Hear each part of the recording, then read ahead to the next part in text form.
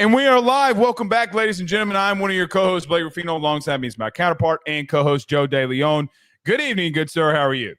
Doing pretty good, although I'm sure that the tone later on in the show is not going to be as friendly when we get to our hot seat tracker. I'm not agree with any of yours, I promise you. We talked before the show. You and I have the same exact list, except for one guy. Arguing is it arguing or debating? I think arguing is when you came in here and yelled at me and called me a no good son of a gun after Notre Dame lost the national championship game. Okay, I mean, that was different. You were antagonizing me. You didn't apologize to me on national television. You were antagonizing me, and me yelling at you was a little bit not justified, but it was inevitable. Oh, I was poking the bear. No, but we're gonna end up agreeing though. I think on most of these hot seat guys, there was one that you and I kind of weren't on the same page, but I always like talking about this because it's always really interesting to see how certain fans respond, because it's really compelling to like figure out if a fan base really wants to get rid of their coach or if they think that the national perspective is off base and they love their guy. I'm always shocked to find out which fan bases really back their dude. Well, remember last year, Mario Cristobal was someone that we had brought up here, right? And Miami fans were like, he's going to the playoff. They almost did. They almost did. Well, your DBs are getting lost in man-to-man coverage. I don't really know what to tell you here. The other example, Shane Beamer, though, was one that we did. And, I mean, I was very aggressively responded to by implying that if he didn't win this upcoming season, that he should be fired.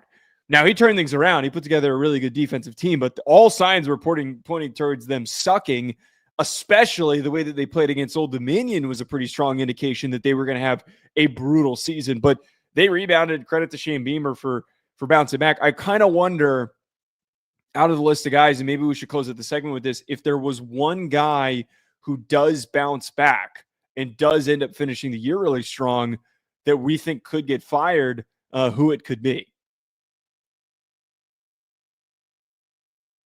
Okay, I don't know what Blake's doing. We're also, though, going to get to on today's show. We tweeted about this today. There's a lot of speculation that we're going to be getting rid of spring games, that spring games are going to be completely removed across the sport, that we're going to move to OTA style stuff. We're going to discuss that today because I don't want to lose spring games, Blake. I don't want to lose any of them. I think it's such an important part of the game. I know that we're becoming even more professionalized on a day-to-day basis, but like, why do we got to take all the tradition out of the damn game? Sorry about that. Dad life. Okay, no, I got you. That's all I'm gonna say. Okay. Spring games, Joe. I'm more hot in this than the crack spoon.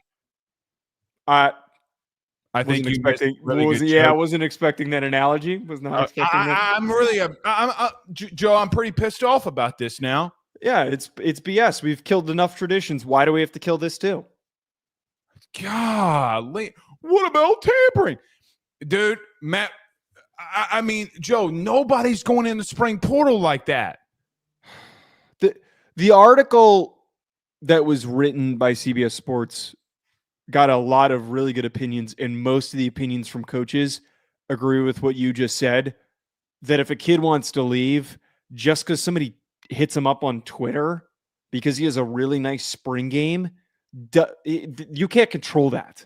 That kid was out the door already. There is nothing. That is not the problem, and that's not the solution. Joe, I am getting fed up. I'm getting fed up with it. Matt Rule. I don't know your salary, but I'm going to give a guesstimation. You make $7.5 million a year. 7.5, 6.5, whatever it is. You also got a buyout from the NFL. Your legacy's on the line. Yeah.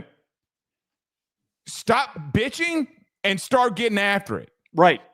Secondly, in reference to this, nobody will tell you this. On 3247, they'll never admit this.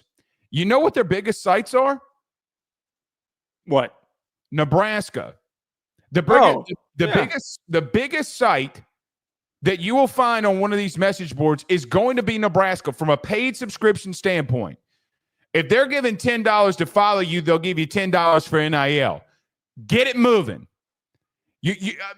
Matt Rule, look, buddy.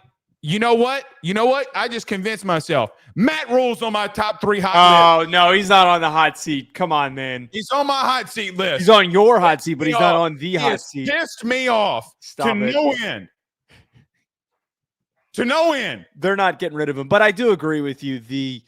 It's so stupid. The complaining is stupid. We'll dive into it a little bit further, but it's not the solution to the problem that's at hand. It's just not.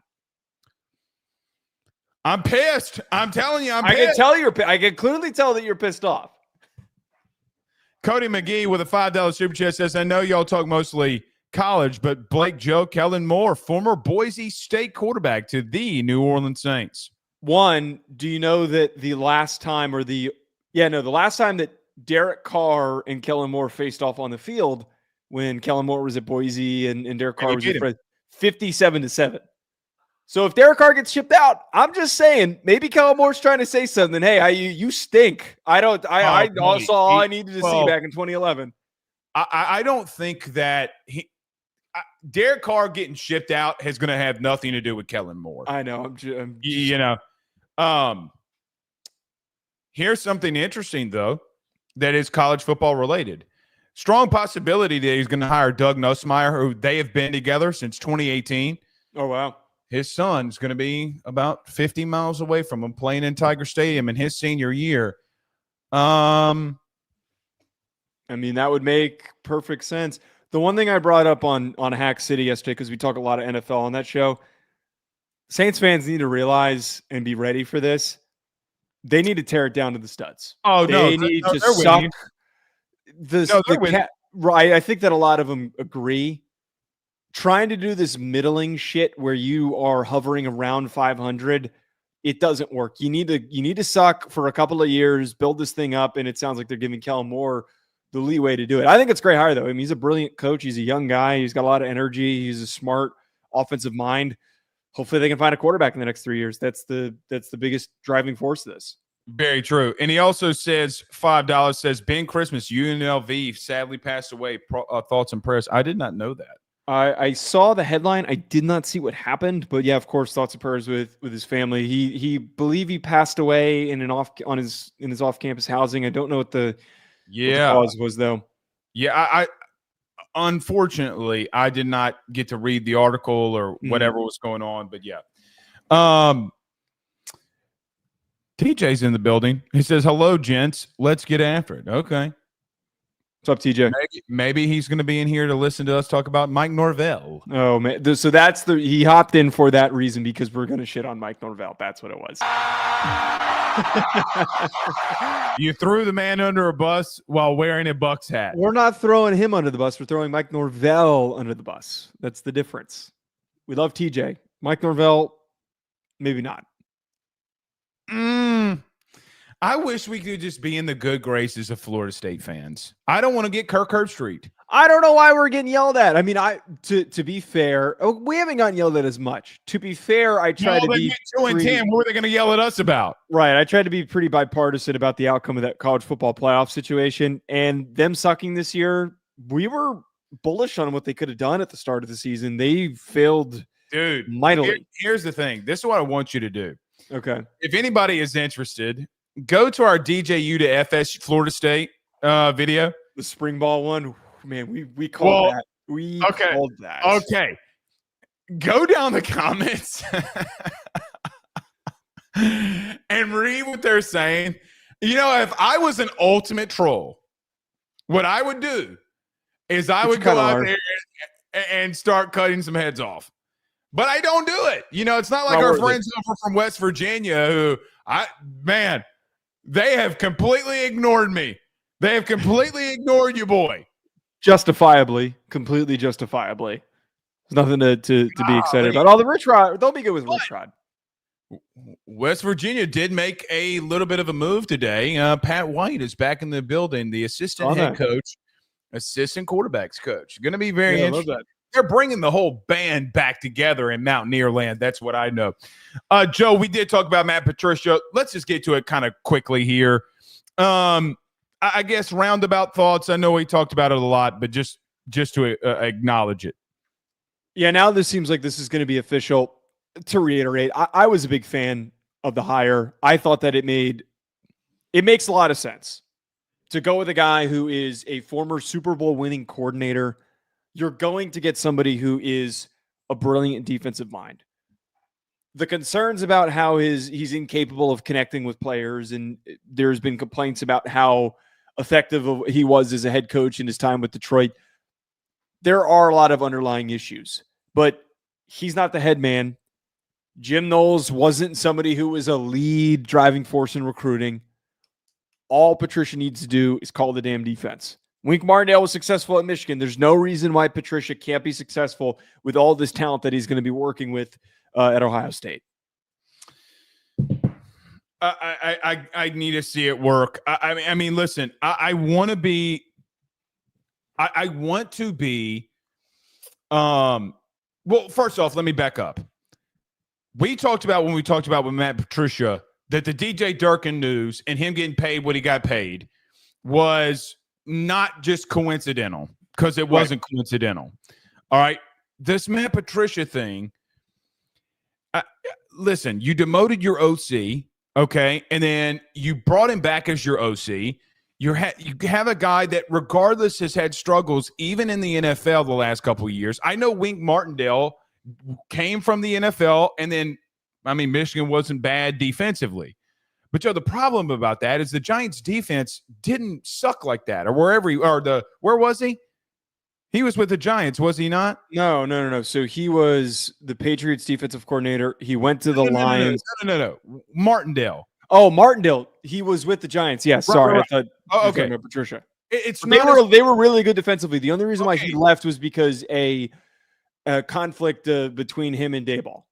Okay, so it's not like, hey, dude, like this dude had a top 5 defense in the NFL and he got fired for stupid reasons. Let's bring him in here, right? Like it's a completely different scenario. I need to see Matt Patricia do good things in college first. I think it's a completely different game. I just don't know how his personality works in that room. I really don't. And maybe it will. Okay, maybe it will. I just think that there's things in the developmental piece, the recruiting piece.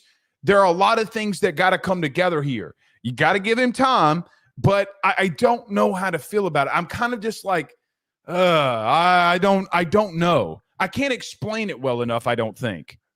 I think part of why this is an unsettling feeling for this hire is that it's not your typical high floor coordinator hire for a big program, like bringing in a guy who comes from another team who they had a really good defense and he's just going to step right in and implement his system. It's really boom or bust. It really is, because he has the Super Bowl pedigree and he's had a rough few years since his last Super Bowl. He was an awful head coach. He couldn't really stick around. He bounced around with the Patriots, with the Eagles. He called plays for a half a season with the Eagles, and they were abysmal. That's not his fault, because he didn't start the year as the defensive coordinator. He started the year as like a defensive analyst with the Eagles. It's boom or bust, because you get that Super Bowl version, or because he hasn't done anything of note in the last 4 years or more, he ends up being a shit show, and the defensive ends up being a mess. I know this isn't all on him too, okay? With the Eagles part of this, there's injury involved there, so I understand it. But they also got worse. I mean, they started off hot. They got worse as the season went on. But that wasn't – he had to take over the defense because I get it. But if I would tell you, take the name off of it, take his name off of it, take the place that he's going off of it. If I just told you, hey, man, this guy's been really struggling over the last, let's call it what it is, 8 years on everything that he's done. But he's only had one job as a DC. He's had 3 jobs. Then. No, but he's only been a defensive play caller for a half of a season since he got fired from Detroit. Okay. Okay. I mean, I don't I get what you're saying. I get what you're saying. It's unsettling because he hasn't been successful. I can be convinced. How about this? I can be convinced that this is going to work. I think it has a high. I do think because the personnel, it has a high ceiling, very high ceiling. I could see that working. Joe, I just think that this has got such a low floor, man. Here's a really good example. People weren't exactly excited about Bill O'Brien when he took the OC job with Alabama. People weren't like crazy juiced up about that. People, and even when he was successful, people blamed him for their lack of success. And we came on this show and we defended him because he was a great offensive coordinator. He also had a Heisman Trophy winning quarterback, right? And the dude won the Heisman Trophy with him. I mean, but wasn't his fall from grace similar where he completely collapsed? No. It's not identical, but he completely collapsed with the Texans. He doesn't have a losing season in the NFL. He didn't get to multiple playoffs and have multiple playoff wins as a head coach. He had losing season. His last season with the Texans was a losing season. Overall, he was above 500. Let me rephrase that, okay? He's above 500. This is a completely different scenario here. Completely different. I'm not saying it's a one-to-one comparison, but I'm talking about like a lukewarm feeling from a fan base about a guy who was a former Belichick coach that ended up working out tremendously. He's going to have, it's not like he's taking over some upstart team that's a mess at the current moment. He's taking over, he's taking over an Ohio State team that has recruited very well over the last 4 or 5 years. Agreed. But when you start, I don't care who you are now. It doesn't matter the team. When you replace that many starters on one side of the football, you're going to have big mistakes. It's when you have a new DC that's added into that, you're certainly going to have big mistakes. I don't care who the team is. Listen, I'm as bullish on this take as any of them, and we're on February. Okay, I am telling you now, there's one thing that never fails in college football. Run the ball, play good defense. Never fails. And then when you have an electric team like them, especially what they did defensively, and that many dudes leaves. Joe, look at the teams that are having struggles. Georgia would have it. Alabama would even have it. It's not prone to, like, it happened to Nick Saban. It's going to happen to Ryan Day. I don't care about the portal and NIL. The same is the same when you lose that much and you have that much inexperience on the field. You add in Patricia. I think the whole thing is giving me the blah. And that's understandable coming off of what they just did. Pause. Continue, but. Okay. All I was saying, though, is that it's understandable to feel cautious about projecting Ohio State this upcoming season because they're putting out a lot of guys to the NFL and it's a new defensive coordinator. I think that point is important to contextualize. Hey, we need to be patient. If this doesn't work out, it's less of Patricia's fault and more of the system being reset. It's going to be a reset year. They're not winning a national championship in 2025. This is not a run it back multi-year national championship thing. Georgia was able to do it because they had continuity on the roster to an extent. They had contributions from a lot of young dudes that stepped up, and then anyone that they put out to the NFL, there were guys in the waiting. Their best player was Jalen Carter during that period of time, and he was an underclassman. Ohio State doesn't have that type of a dude on defense. They've got the type of guy on offense with Jeremiah Smith, but is he enough to carry you to a national championship? But it remains to be seen. There's a lot of questions, but I bring this up all to say that there's going to need to be patience overall from this whole situation. Caleb Downs. I completely forgot about Caleb Downs. You did. All right.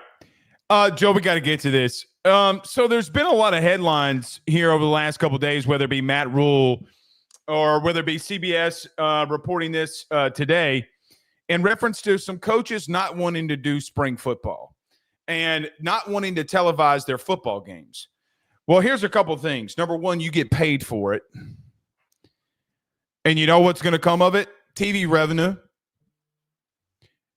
Head coach can make that decision now that you're paying players TV revenue share. That's a question that I have. Number one, you ask a player if he wants to get paid $10, $20, $30,000 for you get what, $1 million, $1.5 million for a spring game to televise it? You think they're going to turn down that money? You're an idiot. You're a blithering idiot if you think that that's going to happen. So I'm not even going to address that fully until we get there, because it's going to happen. Let's get to the nitty-gritty of on-field stuff about the portal, whatever. Coaches are complaining, or there have been some coaches that have complained, that they want to cancel their spring football game because of alleged and potential tampering in the spring portal window because of a spring game. Joe, let me just say this. Number one, historically, the spring portal window does not go off like that. In December, it's when it goes off like that. Players don't normally leave in spring. It's got to be a special circumstance, and most of the times, it's got to be a special position.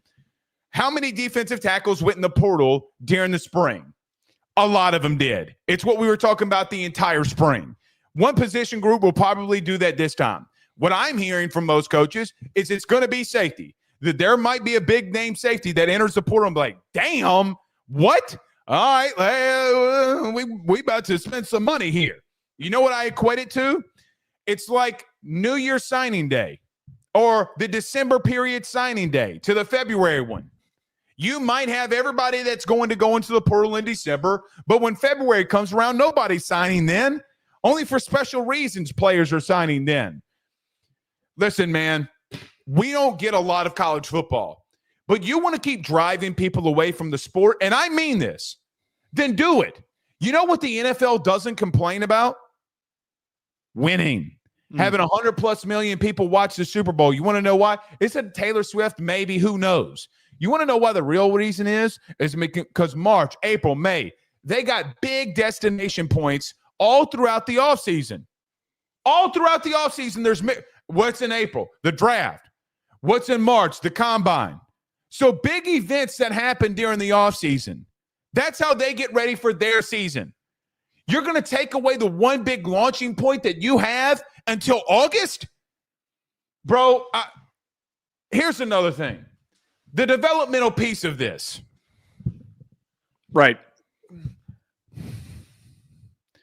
Bro, these kids, Joe, you and I played in an era that development. Joe, I remember in 2008, two-a-days. I was the last year that they did two-a-days, back in 2016. 6 a.m., practice, breakfast, lunch. You'd lift in between there, okay? Come 4 p.m., it's lock loaded and you're ready to go. Yeah. That was camp. That was development. Want to know why O-line struggle? Let me tell you why O-line struggle. We're not hitting. Well, not only that, Joe, you're taking 200 reps away from me a day in a 30-day period. Do the math on that. The game is another place where you could get 100 easy reps for your guys in development. It is so soft. We're getting soft. And I'm sorry to Matt Rule. Sorry your players want to enter the portal. Well, you know what? You're getting paid millions of dollars to figure this out and stop bitching and moaning and complaining. So there's two parts of this. One, I'm tired of removing tradition from the sport. Like, forget what the importance of spring games are for teams, but losing the tradition that spring football has been for the entirety of its life, that it is its existence, that there's always been something to look forward to in the spring, that fans that we knew that we could get a glimpse into and just watch and see how things looked. Why do we have to remove every single ounce of tradition and uniqueness of the sport in order to create the professional version of college football? Why does it have to completely mirror the NFL? I think you brought up one thing that is not talked about enough and why a lot of players are underdeveloped. You need these reps for these guys to get better. Guys need to put on the pads. They need to hit each other. To feel on one of the concerns that coaches brought up in this article, to feel that you're worried about your guys getting hurt, I would argue, and there's also been studies and things written about this, you need contact in order to prepare your body to play a full season. Like, you need to be able to hit with one another. You can't control non-contact injuries. You just can't.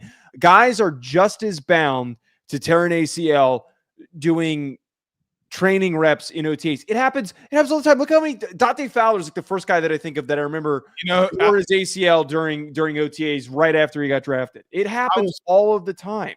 I was literally gonna give you a name because I knew where you were going with this.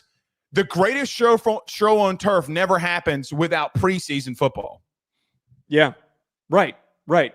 Kurt Warner, a first ballot Hall of Famer, right? First ballot or second ballot, whatever it is, it doesn't matter. The Hall of Famer, Kurt Warner. Mm-hmm.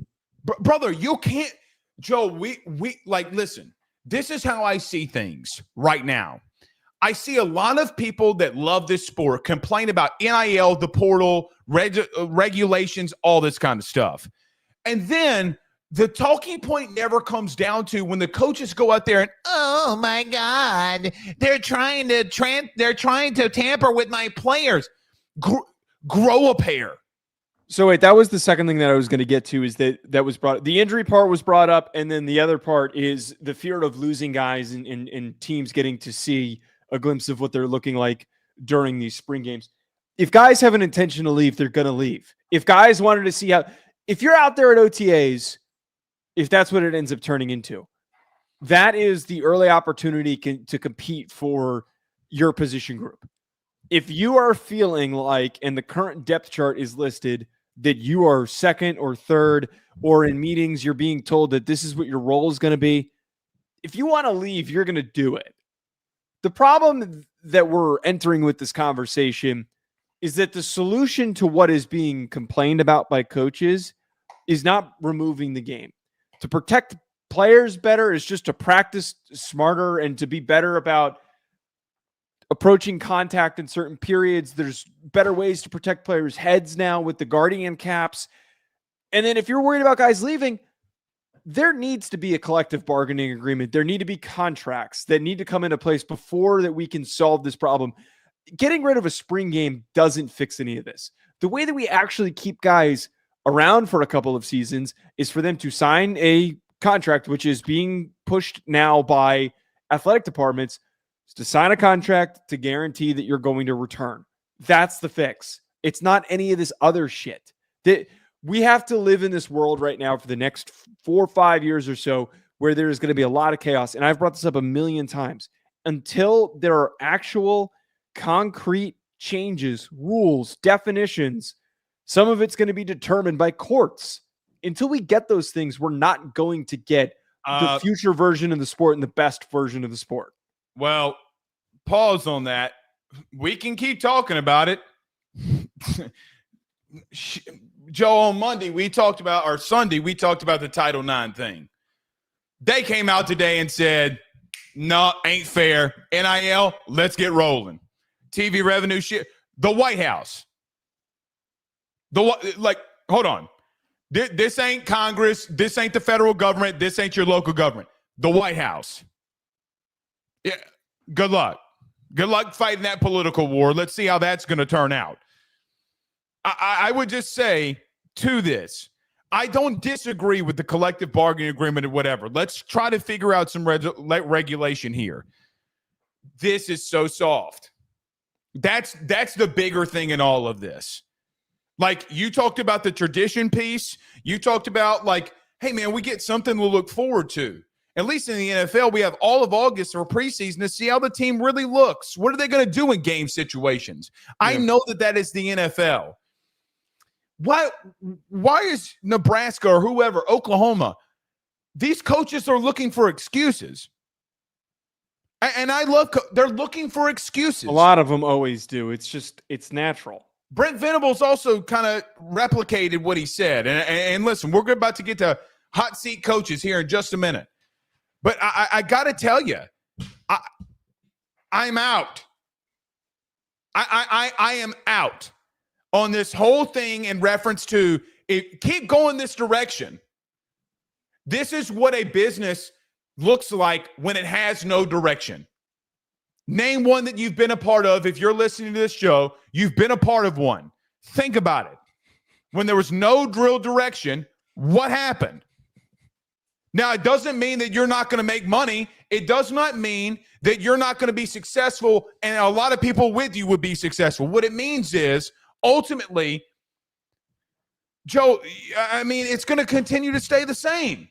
What have you seen in the last 4 years that in today's world that would surprise you? There's nothing in college football right now outside of taking away spring games that I'd be surprised by. Why would I be surprised by it? Why? Why am I so? Because, hey, man, we know that you illegally tampered with this kid. You paid him millions to come here. We all know it. Like, what are we doing here? We all know that this is what happened. There's nothing that can happen right now that would not shock me. That's where we're at. A lot. I'm just to finish up this thought in this segment is we have to let the shit hit the fan before we can clean it up. That is an insane way to frame it, but it's what we're witnessing. We need a lot of messy things to happen over the next few years in order for the right people to make the right changes. And frankly, and when we're going through stuff like this, there's going to be a ton of people that pitch really stupid solutions. There's going to be a lot of people. Matt Rule's the current one. The rest of the anonymous coaches in that article are some of the others. There's going to be a lot of dumbass takes on how to fix things. Eventually, there's going to be a correct one that does fix it. I don't know. I hope that we don't get rid of spring games. I hope that this is viewed as a non-serious thing, but I do have a fear that a lot of coaches agree with Matt Rule quietly. So stupid. To end this segment, thoughts on Bama AD crying about forfeits for field and court stormings? I mean, by the way, Bama's AD, his name is escaping me. He sucks. Greg Byrne. Yeah, Greg Byrne. No, he's not a bad AD, but some of his comments about fixing things, talking about guys who have bad solutions, things, he's awful. Awful. Well, he complains about so much shit. That is the dumbest response that I have heard. Imagine the blowback. Like, just because your team couldn't win, that's something name the last time Bama stormed the field, and here's what I thought very quickly. Because they don't have a right to storm a field because they have always, it's not that they haven't had a right. They've always been good and competitive in most sports. Right now, they're premier in football and in basketball. Yeah, if they stormed the court, it'd be kind of lame. It'd be pathetic. Let Vanderbilt get the chance to do it. Let them pay the fine, and then you move on. Well, I think he's doing that because this is what I was going to say. The only thing, it keeps happening to them, and he's tired of seeing it. That you right? Like, I mean, just shut the fuck up then. Like, gee, like you try to act like you're such a big deal as a brand and as a university, and that you are the pinnacle of college sports. But when a team like Vanderbilt, who has no success ever, beats you on the field and does something amazing, or if you were to get upset in basketball at some point, all of that stuff, shut up. Shut up. You can't act like you're too good for everything. And then when somebody reacts to it, act like this. It's all so stupid. I'm tired of listening to him. And the minute I saw this headline, I was like, I'm not taking this seriously. This guy's a joke. Do you want to get to defensive transfers or hot seat? Let's get to defensive transfers. Okay. So there are going to be 3 guys that Joe and I technically probably could be up to 6. But there are going to be around 6 guys that we're going to mention here that we think are the top defensive transfers that have happened in this offseason so far. My good man, your thoughts. Who is your number 1 and your biggest defensive transfer this year in college football? My number 1, and I was trying to come up with guys that I think that are going to have the most impact for their teams. LSU secondary has been really inconsistent over the past couple of years. And I have said this, that I'm a very big fan of Mansour DeLeone. I watched him in the preseason. I evaluated him as a draft prospect for the upcoming draft. He did not declare. He entered the transfer portal. He's got the goods to be a first-round pick. If you're looking for a player who fills a need in a year where their team needs to make a statement, I think that Mansour DeLeone leads that discussion. He has to be brought up first. I don't know if you included him or not on your list, but having DeLeone in this secondary, I think, could be transformative if he plays to his potential. And if Blake Baker, who, when he was at Mizzou, had two really good cornerbacks, had a really good defense, but it was buoyed by their cornerback play. DeLeone is bound to have a huge season. Yeah, I am shocked that you took an LSU person. That's my number. No, let's be clear here. This is because I'm a Mansour DeLeone fan. This has nothing to do with you giving LSU credit. I am perplexed, to be honest with you. In reference to him, Joe, I talked about him last week at pretty great length. Here's what I could tell you from the LSU side of things. Number one, it's pretty simple. They are high on him. And not only that, he's come here, he's put his head down, he's gotten to work. I had to bring him up multiple times on AYS, just mainly due to the fact that it's been a big talking point for me and for others when it comes to these transfers in the DB room. They need corners really bad, more than they need anything. Yeah. I mean, I can go through it right here. LSU last year was 76 in passing yards allowed. Literally talked about this last night. What do you do at the other corner? What do you do at safety? There's a lot to rebuild there, but he can solve multiple needs for you if you need to. I like Mansour DeLeone, and Joey's going to be a day one starter at LSU who used to have a lot of really good DBs. It's going to be interesting for that one. I'm going to go another DB route here. Is it my guy, Dylan Thieneman? It is your guy, Dylan Thieneman. The safety out of Purdue going to Oregon. Tackling physical machine, will be in the box, will make tackles in the box, is not scared for contact. Oh, by the way, he can massively cover. That was the notes I took on him today. The dude is all over the place. I mean, let's call it what it is. He is not scared to get his hands dirty. He feels like an old school guy that like Brian Dawkins, who will tape his fingers up and not wear gloves and just be downhill 24/7 and will knock your block off. I do think that there were some concerns. It's a safety versus a slot, maybe with some more shiftier guys. But, man, you're talking about a premier safety. In a year last year where we saw that room, that position meant so much in the playoffs in critical moments, man, he's got to be the best one. I think he's the best defensive player that was on the board in the portal. I don't think that there were a lot of guys that could have the amount of impact at a place. Oregon puts their foot down, and they get a really good one, Joe, out of Purdue. One, you mentioned this. The reason why I love him so much is that he has an aggressiveness to his play. And it's not just like he's trying to knock people's heads off. He actually doesn't even like really truly play that way. He's not afraid to take risks. As a true freshman, balls in the air, he reacts, and his first thought is, I'm going after this football. There's no hesitation. It's just go, go, go. And that's the sign of a great football player. I'd rather you make a mistake at 100 miles an hour than not try at all. The other part about this, the way that you know a safety is really, really good, when you're playing on a bad team. And you're all over the place. Well, that, and if you're playing a different role than what is conducive to your skill set. So they asked him to play over the top a ton. And he's not built to do that. He is built to be a box safety. I think in Oregon, he's going to be a box safety. But if you're able to be deployed as a center fielding free safety most of the time, and you're still able to find success, that's some special stuff. I think now that he's going to be around more gifted players and a more well-coached unit, that he will be set up for even more success. This is a dude who I think could even go in the first round in the upcoming draft. I love Dylan Thieneman. He's a tackling machine, man. Yeah. And listen, Oregon fans are going to hate me saying this, but I think it's somewhat reality. Down the stretch, you had a big tackling problem in the run game.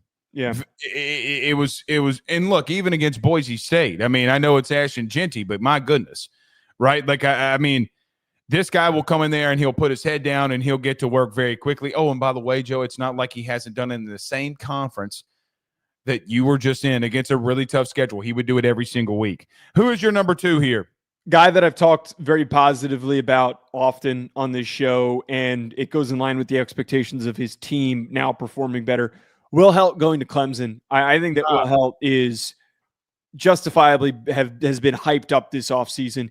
Last year, he had 5 sacks on the year. He had 10 tackles for loss. Physical, big, strong kid. They needed a high floor guy like him. They needed to bring somebody in that was going to be impactful on a snap-to-snap basis. It felt like Clemson was kind of lacking that premier edge defender that we had seen them have year in and year out for Dabo Swinney teams. I think you throw Will Helt into the mix on a team that has high expectations in offense, but was really inconsistent on defense, especially how bad they were against the run. He's not going to be playing inside, but he's a pretty good run defender considering the 10 TFLs he registered. Yeah, and it's so weird his 10 TFLs, because I remember watching him a lot when he came on his visit to LSU. He ultimately goes to Clemson. And you know what I kept thinking about? It was never the run plays that I saw of him, though, that were not some zone, in zone read principles and stuff. Joe, he was very good, right? You could not run at him if you were a quarterback. You couldn't pull. He was correct and sound in every defensive thing that he did. You run zone at him, though. I thought that there were times where tackles were able to get their hands on him, and just because of the physical nature, things got a little bad at Purdue. Listen, you were one of the worst teams for a reason. Will Helt's not that reason. Neither was Dylan Theineman, okay? I'm interested to see how he develops, though. If you're going to play that edge and you're going to play some teams with speed, you're going to be able to need to lock down and contain on that edge, especially in the running game. I think that he can be special in some things that he does. He feels like a Clemson player to me. Right. Just a little worried in reference to the run game when things get really physical and big down situations in the running game. Outside of that, I think that he's going to be a really good one for Clemson. Who's your next guy that you got? I'm going to go with Patrick Payton. Okay, so you did end up having an LSU guy. Okay, one guy and 12 guys that I've mentioned. Okay. I don't care where he's going to play. He just so happened to end up at LSU. Joe, I'm tired of hearing this. He's taken off. I get it. I get all that. So did Princely Umanyalan on a really bad football team a year ago. I feel like I'm having the same conversation with people about Princely Umanyalan from a season ago. That's how I feel. Look, man, I've told you this. I will continue to tell you this. I will continue to say it. There's nobody in LSU transfer portal that they have gotten that I've watched more than him. No one. I see what people see in reference to plays being taken off. I'm with you. I understand. There were times where I mark it down. Okay, what's the score? When is it? Okay, it's 37-7, and you're mad that he took off a play. Okay, sounds cute. Joe, when this dude is on and he's playing for something, I go back to the fourth quarter against Georgia Tech where he physically dominated. I go back to rivalry games when things were a little bit up there. And I'm like, dude, I don't get this. I think that there are some things that Patrick Payton has to work on. He's got to be engaged every play or his team suffers. I understand that is a big deal here. However, Joe, the pass rush stuff that he does, good Lord. The dude has the potential. I think this is high floor, low ceiling. I can see both. You mean other way around. High ceiling, low floor. Thank you. High ceiling, low floor. Okay, because of the taking off of plays. But dude, when this kid is on, he's one of the best edge players in the country.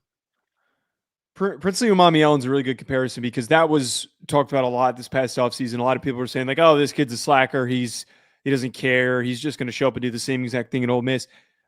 Florida fans shared that sentiment. They stunk that year when he left. I think seeing his highs when the team was good makes me feel good about what he can be. He's going to be around a unit that's going to challenge him. There's no shot that they're going to be as bad as they were, as Florida State was. If LSU underperforms and they go 8-4 again, he's still going to be engaged on a week-to-week basis. And hopefully he's going to have a defensive coordinator that's going to try and ignite him. So I agree with this pick. I'm very bullish on him as well. I think that if he has an improved season, he 1,000% could be a first-round pick, or at the very least could be an early second-round pick because he's got the bend, he's got the length, he's got underrated power for a thinner defensive end. If he bulks up a little bit more, he's going to be a great player. My last one, Blake, James Thompson Jr., who transferred from Wisconsin to Illinois. We didn't really get to talk about Illinois when we did our Big Ten predictions. Because their head coach was trolling. I love me some Big Bird. James Thompson Jr. was another guy that I scouted in the preseason that was just really blew me away. Mm-hmm. Tall, long defensive tackle, flexible, powerful. He is very potentially could be very productive against the run. I look at this Illinois team, and I know that it's really well coached defensively. They're bringing back a lot of their key important players on defense. They're bringing back a lot of important guys on offense. I actually completely forgot that James Thompson Jr. ended up at Illinois. When I was going through a list of guys that transferred, when I saw this, I immediately wrote it down. He was the first guy that I wrote down when I made this realization because it was so underreported on. If there is a defensive tackle that we're talking about at the end of the season that has a huge year, like talking about like, hey, this guy is a first rounder, early second rounder. He was one of the best defensive tackles in the country. James Thompson Jr. ended up in the right situation. This is one that I would be excited about. Is Illinois a borderline we need to talk about playoff team? I think that they are. I really think that they need to be taken seriously. They didn't. We gave Penn State all this. They're better than Indiana. No, what I mean is, I don't think the national people will talk about this, and then Indiana just kept winning. If Illinois just keeps winning here, like they're not going to be a lot of Illinois headlines coming into the season. The comparisons that were made, or that I was going to make, is at Penn State. We juiced them up for how much they're bringing back and how much talent they have coming back. Illinois got a lot that they're returning. A lot. 3-year starter with Luke Altmaier, who looked really good this past year. A ton of great defensive players, and your DC was awesome this past season. There is a lot of potential for this Illinois squad. I don't think that they should be characterized as an Indiana team. I think that they should be characterized as a top 4 Big Ten team. And if they're 9-3, they should go to the playoff. Hold on 1 second. I just got a text from Lane Kiffin. Did you? I would send 9-3 Illinois over 9-3 Ole Miss. Hold on, Lane Kiffin just texted me. Hold on. This is from Lane Kiffin. He goes, "Wait a minute. A team that goes 9-3, they should get in the playoffs. That's interesting." Yeah, because they'll have a more impressive resume than SEC teams. No, he wouldn't. Who's your last guy? Tacario Davis, who made the trip, the leap from Arizona to Washington.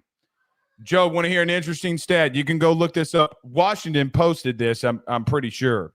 Remember 2 years ago when you and I talked about how bad and awful that Kalen DeBoer's secondary was at Washington? Do you know where Washington ended in passing yards allowed last year? They were number 1. They were number 1.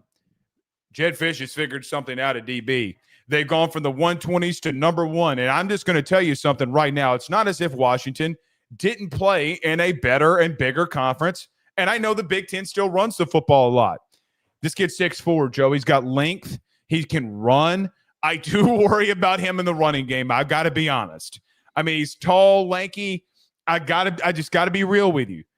My man, I feel like I'm watching a receiver cover a receiver, right? Like, I mean, because he's 6'4", right? Like he's a massive human being.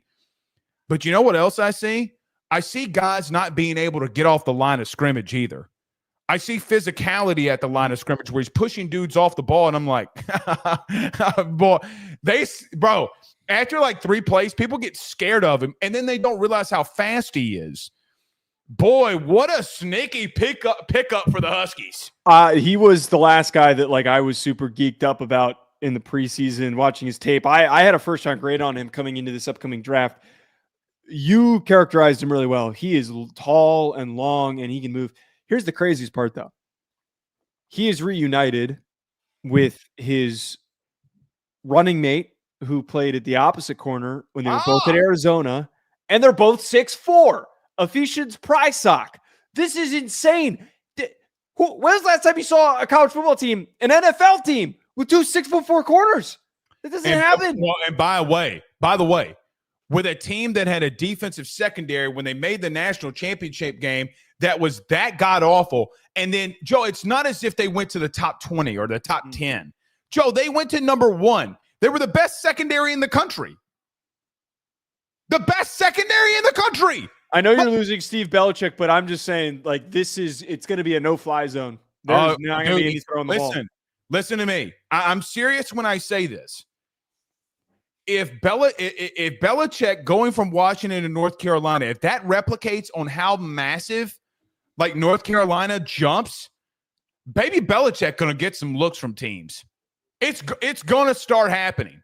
Bro, you mean to tell me that this kid had the number one secondary at Washington and Arizona? I mean, Washington and North Carolina? Are you kidding me? I'm telling you, man, I can see the storylines now, brother.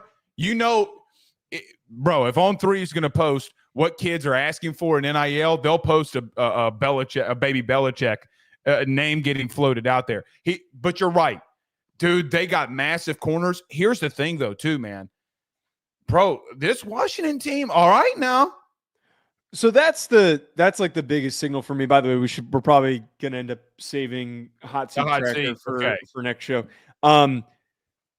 Washington to me, I think is Matt Rule. Matt Rule distracted us. Washington to me is absolutely going to be a team that is going to be really underrated during this preseason lead up. They have the foundation and the makings of what could be a really good Big Ten team. I don't know if they're ready to like really enter the playoff conversation, but Matt Rule is a pretty quick program igniter. And Devon Williams, who was a true freshman last year at quarterback, who stepped in, contributed a little bit, showed some really nice positive signs early on of what he can be. Yeah. Very good athlete, very aggressive decision maker. Imagine after a singular offseason, what that team could be. I really have liked Jedd Fisch. I really think that Jedd Fisch is an awesome coach. Kind of has that little bit of an Arizona feel to it, doesn't it? It kind of does. I mean, that's the funniest part about this is that he goes and gets both of his corners. Right, he's bringing the band back together. The band back together. Like Arizona was, if there was a random, unexpected team that we were going to just like pick out of nowhere, it would be Washington because Jedd Fisch has already done this before. If they out of nowhere are a top 10 team at the end of the season, which is crazy to throw out there, but if they're like one of the first teams out of the playoff, I wouldn't be shocked because Jedd Fisch is that good of a coach. Tacario Davis feels like to me, him making that move. You know what it tells me about Jedd Fisch? What? Oh, he's a player's coach. If that kid if he hated what happened and how he left Arizona, you think he would go to him now? No. And listen to me now. I don't know what happened here. I really don't. I know the money that was thrown out to him. I know from SEC. Right, he was highly sought after. He was highly sought after. He went back to Jedd Fisch is my point, right? Like, I mean, Joe, we ain't talking about chump change. And I don't know if Washington's paying NIL like that. Like, I really don't. Like, I don't think that they are. I mean, I don't know enough to like give a formulated opinion. But, brother, my man could have shown up in a brand new vehicle and it be decked out and not really blink. That's what I will tell you. So they spent some money and the kid just went to Jedd. Something happened. They've got money at Washington. That's a very unexpected thing that I don't think people realize. Let me throw one more guy at you before we close out. Can I guess who it is? Well, I was just going to bring up Damon Wilson. Missouri is in the building. This was probably one of the most unexpected moves of the offseason, and I don't think we talked about it enough. I don't know how I feel about what Missouri's going to do this upcoming year. And they lost Williams Nwaneri, who was a super highly recruited edge guy who transferred to Nebraska, which could also be my honorable mention, by the way. Nwaneri was or Wilson was? Nwaneri. Nwaneri is potentially going to be huge for Nebraska, and it was kind of unexpected that he left. But like, do we think that Wilson's enough for how good he was at Georgia and some positive signs that he showed for his growth? Do we think that's a guy that's like enough to like really boost Missouri's defense, or is everything else kind of still in limbo? The reason that I did not have him in my top three, that's like Nick Saban losing a DB. Losing. Right. Kirby Smart losing a defensive tackle does not feel right to me. There can be special circumstances like Justice Terry this year, right? Like, I mean, money's money. And Justice Terry, by the way, the best quote of last week. Did you see what he said? No, what was his quote? You really wanted to go to Georgia. Why at the last minute did you flip? He goes, bro, I'm just going to keep it real with you. It was the NIL package. First time a kid's been honest. Dude mints no words. Good for Texas. Did you see the Super Bowl and what Kirby does in recruiting on the defensive line? Because I do. And I did. So is your argument that because he was at Georgia, he's going to have a high impact at Missouri? No, what I'm saying is that if he left, that usually is a sign. That might be a sign. I mean, actually, this is why I had paused and I didn't put him on there, but his name caught my attention. Well, it's already happened. Look at Florida State a year ago. Oh, they're talking about Bear Alexander. Marvin Jones. But Wilson was playing more than Marvin Jones was. I get that, but name one that's been highly productive once they left Kirby. There haven't been many that have entered the transfer portal. There have been none. That's the answer that you're looking for. So again, hold on. Let me make this point. I'm not saying that it's not going to work. The kid's got talent. The kid does have some really good talent. Joe, I'm not going to do it. Look, Kirby can screw up a lot of things. He screwed up a lot of things in some situations. Brother, he don't screw up that D-line now. I mean, he don't play around with it. They did lose a good bit of depth too, which was a little. I have no reason. Joe, even with that, think about what you just said. They lost depth and they were top 10 run defense. Their leading sack guy beat Kelvin Banks 3 times for sacks. But okay, so they're losing Jalen Walker and Michael Williams to the NFL.